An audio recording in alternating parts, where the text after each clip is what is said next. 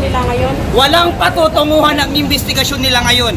Habang sinasabi ng tagapagsalita ng Malacanang na si Claire Castro na gumagawa sila ng pinakamalaking investigasyon para mahanap at kung sino ang mga nagdako ng kaban ng bayan. Claire Castro, huwag kang magbabububuhan. Huwag kang magbabubuhan. Ha? Kasi magkakasabwat kayo eh. Imbestigahan nyo muna ang sarili ninyo. Diba? Kaya hindi ako maniniwala na may patutunguhan ang administrasyong ito at ang investigasyon na ito. Wala ang patutunguhan ng investigasyon na yan. Kasi kung meron, hindi na dapat imbestigahan yan. Hindi na dapat imbestigahan. Nakalabas na sa bansa eh.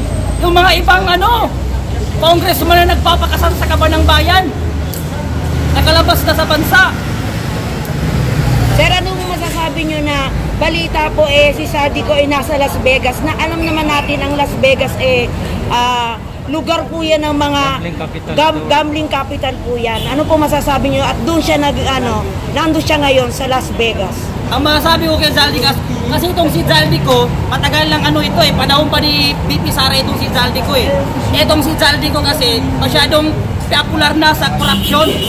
Natural, andun siya sa mga lugar ng gambling.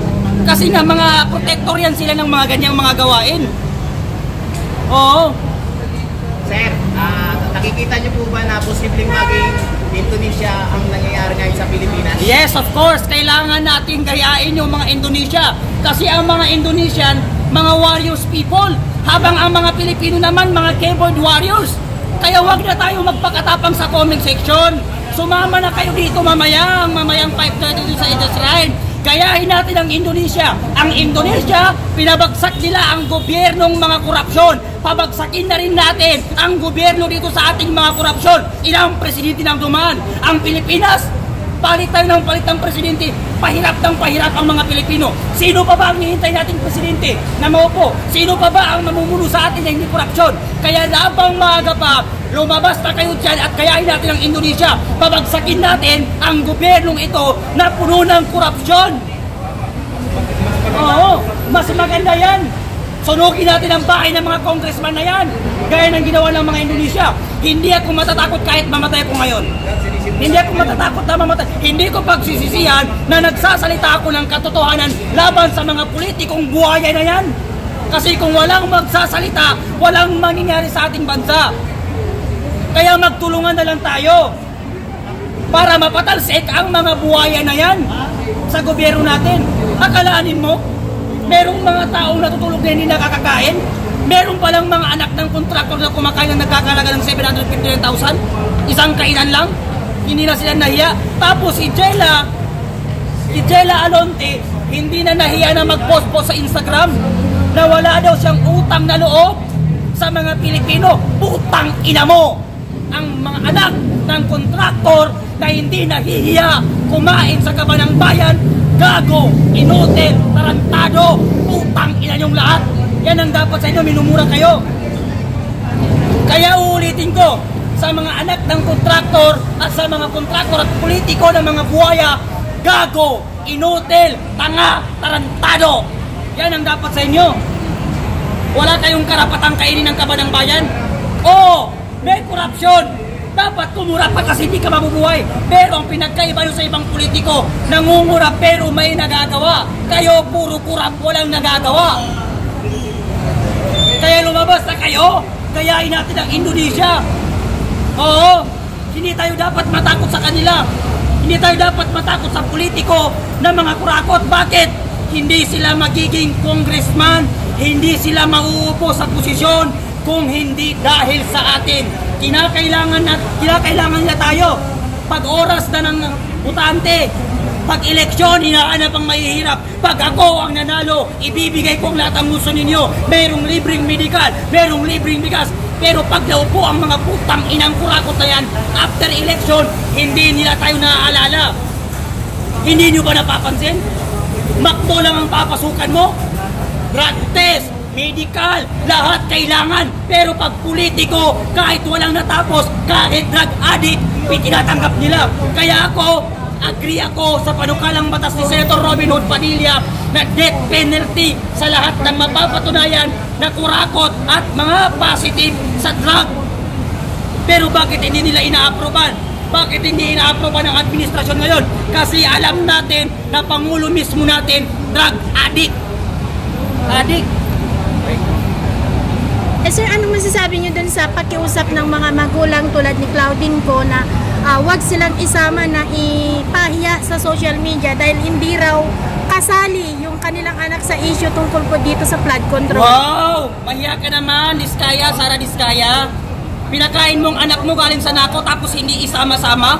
Pati yung abogado ni Diskaya mukhang tanga eh. Lawyer ka pa naman, hindi ka marunong. Tanga ka ba? Wag daw isali ang mga anak. Wag daw isali ang Diskaya. Bakit Diskaya? Aba, ewan ko. Bakit ba Diskaya ng rakot? Tama ka ba?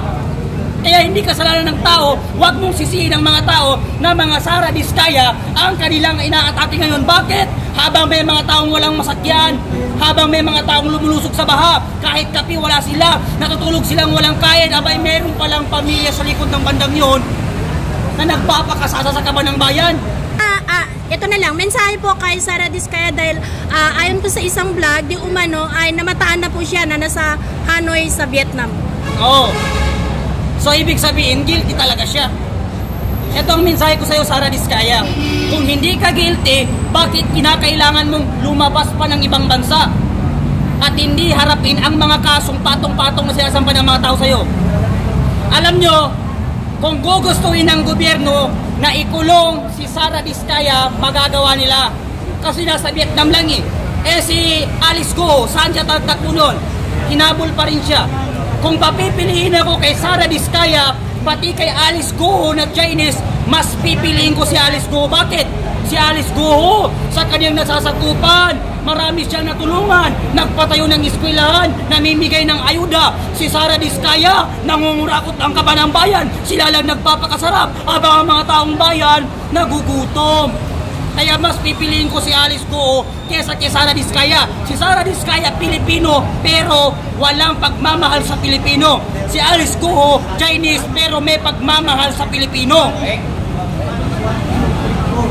Sir, puro mo, do you believe na si Zaldico ay totoong may sakit na nagpapagamot ngayon sa Amerika? Hindi ako maniniwala si Zaldico ay walang sakit. Pag ang isang politiko, isang kurakot, lumabas ng bansa at sinabi niya nagpapagamot siya dahil meron siyang sakit, ibig sabihin yan, guilty yan talaga na magnanakaw. Gaya ng mga naunang politiko, pag naririnig nilang meron silang kaso, yung iba, nilalagyan ng tepang liig. Sasabihin nila na balian ng buto. Ganun din si Zaldico, para-paraan lang niya yan para makatakas.